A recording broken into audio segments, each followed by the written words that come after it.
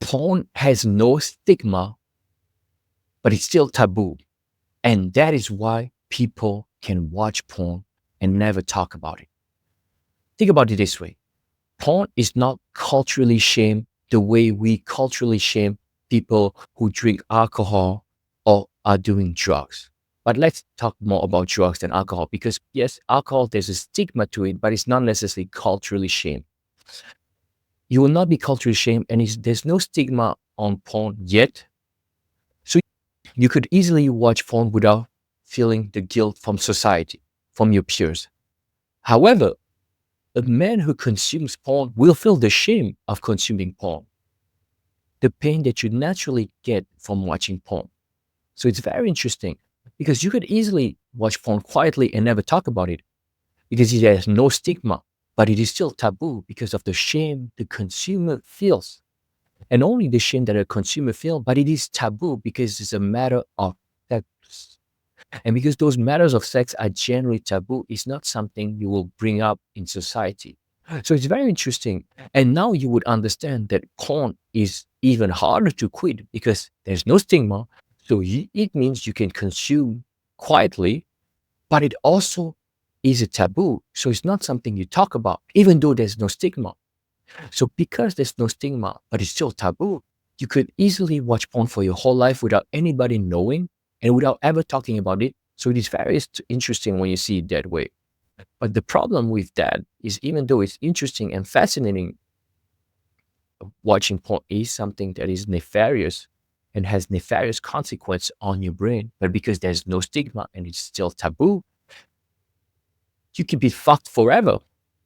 But I'm telling you, there's no stigma and the culture does not shame you for watching porn. And I'm not here to shame you for watching porn, but I'm saying that you don't need to feel the guilt from society or the guilt from yourself. You need to understand that porn is an unwholesome activity and porn has negative consequences on your brain. For me, I think that porn is bad altogether. There's nothing really good. Yes, the transient pleasure you get, but this transient pleasure is very, very ephemeral, and you need more and more porn to get the same kind of pleasure. Or actually, the pleasure you get at the beginning will get lesser and lesser over time. So even for that, it's not really a pleasurable experience because it gets tedious very, very fast.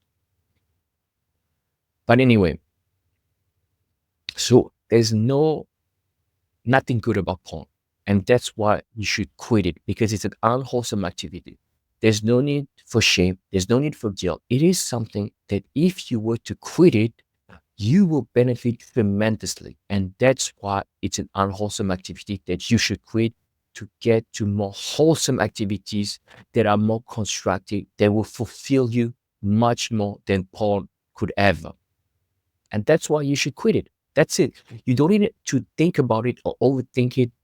You just need to quit it because it's simply something that will not bring any good to your life, that will only bring bad consequences to your life. That's it. That's all you need to think about it. And for me, porn, there's no need to have a stigma on porn, but it also, there's no need to make it a taboo. We should talk about porn like any other subject. It is very important because if we keep it as a taboo, men will keep on watching porn and not talk about it. If you want to talk about porn, about your addiction to porn to someone, you have to find someone who can discuss it openly without judging you. And that is very important. And I'm here to start the discussion without any taboo and without any stigma. Thank you so much for listening. I'm Sebastian, the addiction recovery coach, and I'm here to help those of you who want to quit porn. Links are in the description box below.